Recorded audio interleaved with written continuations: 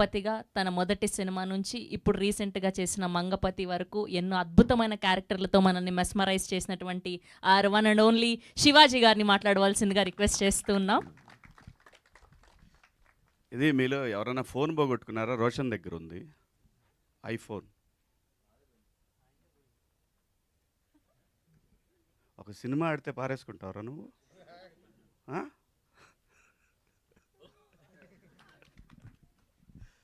అందరికీ నమస్కారం. మీడియా మిత్రులకు, పాత్రికేయ సోదరులకు అందరికీ పేరు పేరున నమస్కారం. అలాగే ఈ కార్యక్రమానికి పిలిచినందుకు థ్యాంక్ యూ సో మచ్.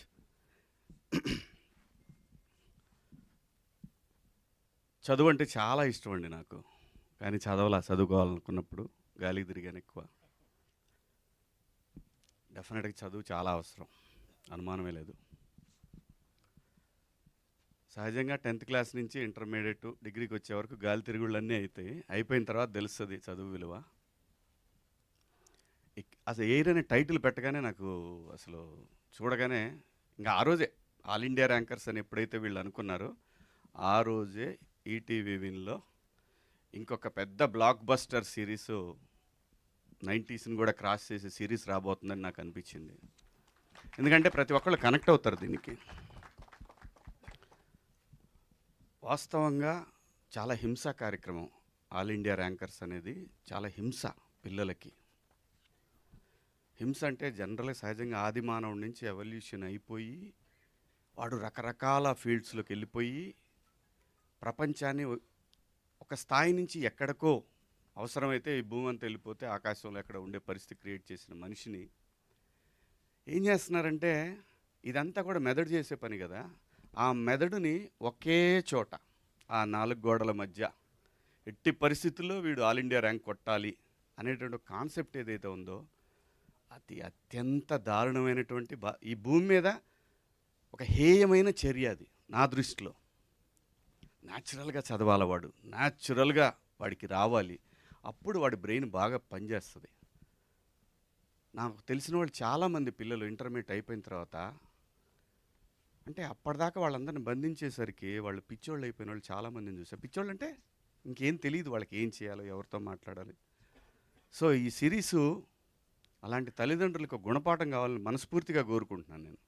పిల్లలు చదివేసి వెంటనే వాడు పెద్ద ఐఐటీలు ఇంజనీర్లు అయిపోయి వాడు దేశం దాటి వెళ్ళిపోయి అక్కడ అమెరికాలో వాళ్ళందరినీ కింద తొక్కేసి వీడు మాత్రం పైకి లేసి అర్జెంటుగా సెటిల్ అయిపోవాలి, ఇది కార్యక్రమం. ఇది కాదు మనిషి అసలు. అలాంటి సిరీస్ చూసిన తర్వాత ఖచ్చితంగా ప్రతి తల్లిదండ్రులు మార్పు రావాలనే కోరుకోండి. ఎందుకంటే ఈటీవీ అంటేనే అకౌంటబిలిటీస్ టువర్డ్స్ సొసైటీ.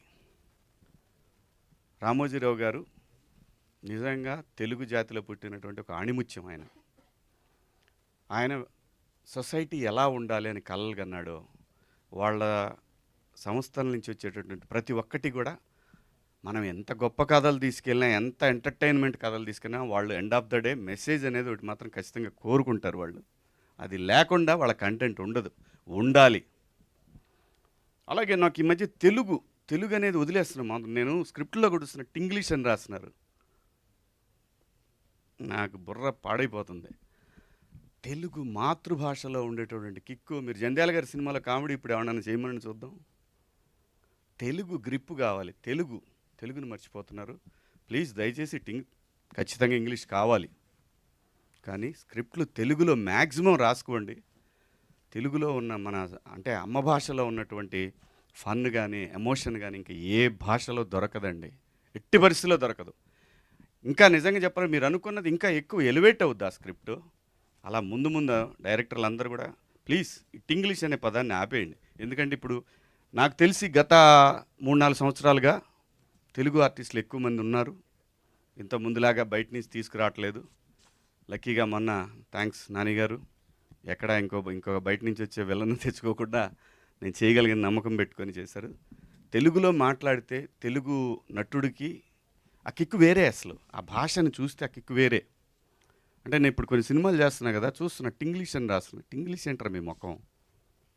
తెలుగు చక్కగా డైలాగు రాయండి ప్లీజ్. డైరెక్టర్లకు నేను మనస్ఫూర్తిగా కోరుకున్నా. ఓకే, న్యూ ఏజ్ మేకింగు, కొత్తగా ఆలోచన ఏమీ ఉండదు. End of the day emotion. Cinema is all about emotion. ఇంతకు మించి ఏమీ ఉండదు.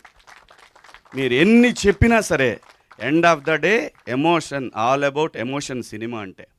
అందుకే నిన్న కన్నప్పలో లాస్ట్ 1 hour ఇరగ తీసేసిందన్న కూడా ఆ ఎమోషన్ వర్కౌట్ అయింది.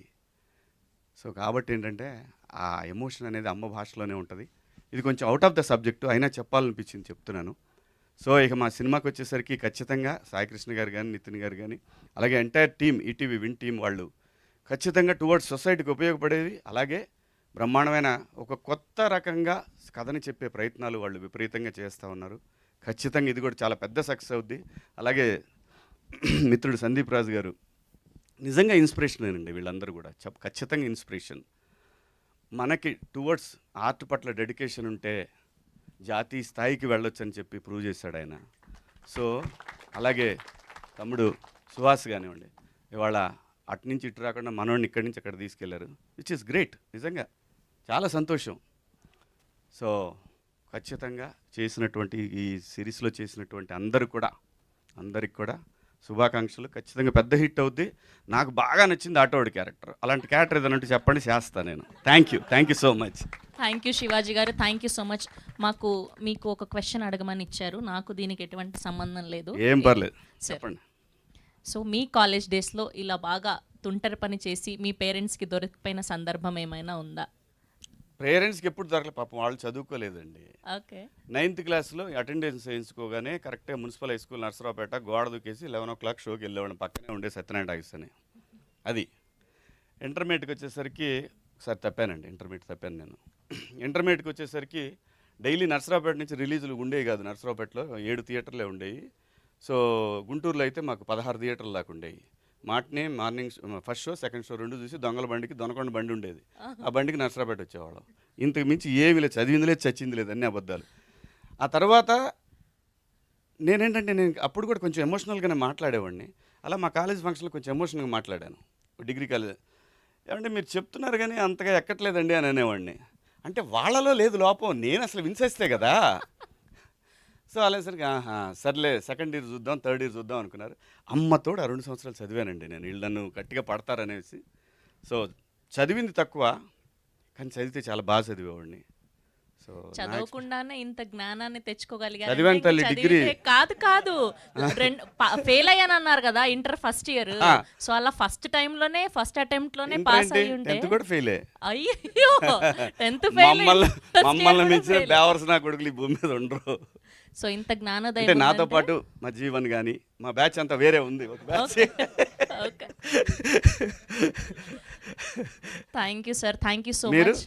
నేను అన్ని పాస్ సార్, ఫ్యాషన్ డిజైనింగ్ వరకు చదువుకున్నాను సార్. రేపు